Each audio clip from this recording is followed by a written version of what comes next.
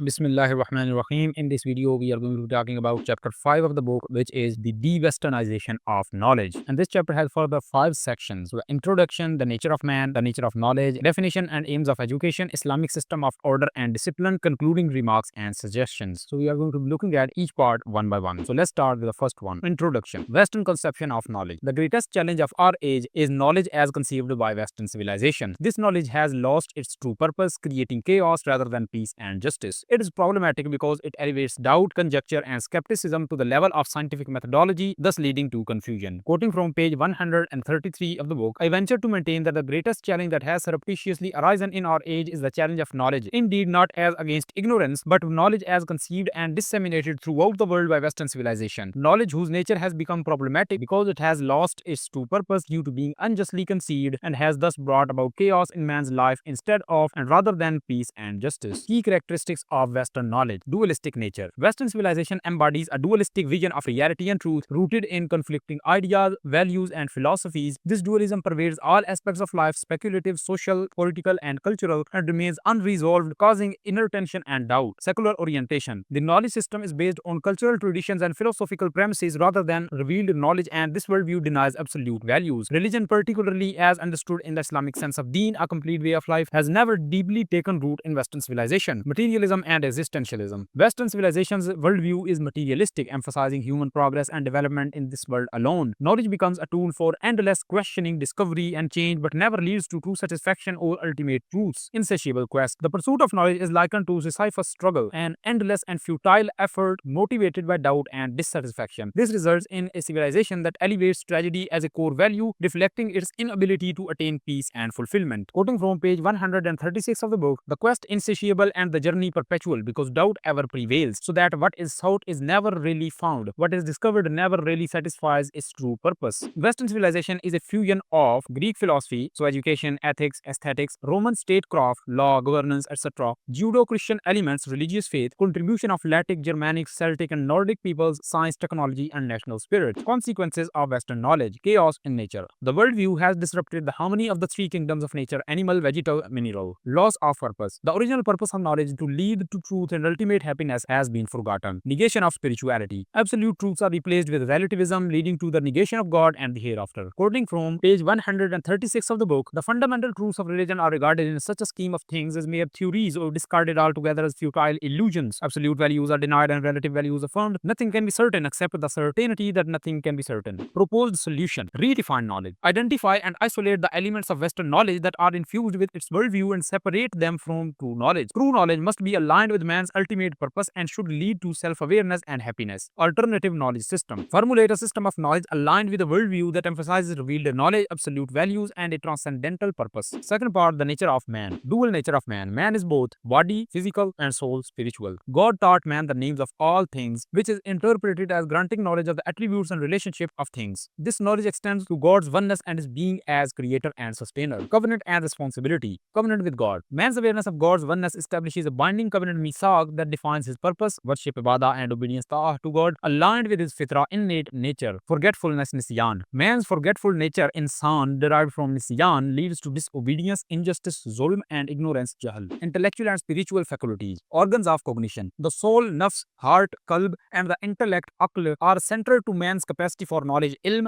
and recognition, ma'rifah, of God. Rational and animal soul. Man possesses a higher rational soul, al-nafs al-natika, and a lower animal soul, al-nafs al-haywaniya. The rational soul must govern the animal soul, enabling submission, Islam, and fulfillment of the covenant. Quoting from page 141 of the book, the effective power and rule exercised by rational soul over the animal soul is in fact deen, and the conscious subjugation and total and willing submission of the later to the former is none other than Aslama and Islam. Vicegerency, Khalifa, and trust, Amana. Role as vicegerent. Man is trusted with the responsibility, Amana, to rule justly and according to God's will. True justice begins within man, requiring the rational soul to govern and maintain order over the animal soul. This self-governance reflects man's broader ethical responsibilities. Ethical and spiritual framework. Purpose of religion, deen. Religion binds man to his covenant and guides his actions to align with divine will, fostering harmony between his spiritual and physical nature. Freedom and responsibility. The rational soul's freedom is his ability to maintain justice within itself, affirming the covenant through obedience to divine law, Sharia. Microcosm and macrocosm. Man is a miniature representation, alam saghir, of the larger cosmos, alam kabir, emphasizing his potential for knowledge and just self-governance. third is the nature of knowledge. Centrality of knowledge in Islam. Knowledge, ilm, occupies a central role in the Quran and Islamic civilization. It encompasses understanding God, religion, the world, spiritual wisdom, and sciences. Knowledge is of two kinds: revealed knowledge and acquired knowledge. Revealed knowledge derived directly from divine revelation, e.g., the Quran, Sunnah, Sharia. It includes spiritual wisdom, gnosis, marifa, and knowledge of ihsan, excellence in worship, focused on guiding humanity to ultimate truths and salvation. Acquired knowledge, obtained through human experience, observation, and reasoning, concerned with pragmatic and utilitarian ends. Revealed knowledge is foundational, providing the guiding spirit for acquired knowledge. Without the former, acquired knowledge risks leading to confusion, aimlessness, and injustice. Purpose and ethics of knowledge. Purpose: to inculcate goodness, ihsan, and justice within the individual. Education aims to perfect the soul and align it with divine order. Ethics: a good man in Islam is just to others and himself, reflecting inner spiritual harmony. Not all acquired knowledge is beneficial. Discernment is needed to avoid intellectual and moral harm. Obligatory knowledge. For the ain, knowledge essential for every Muslim, e.g., faith, basics of Islam, Sharia. For the kifaya, specialized knowledge beneficial to society but pursued by only some.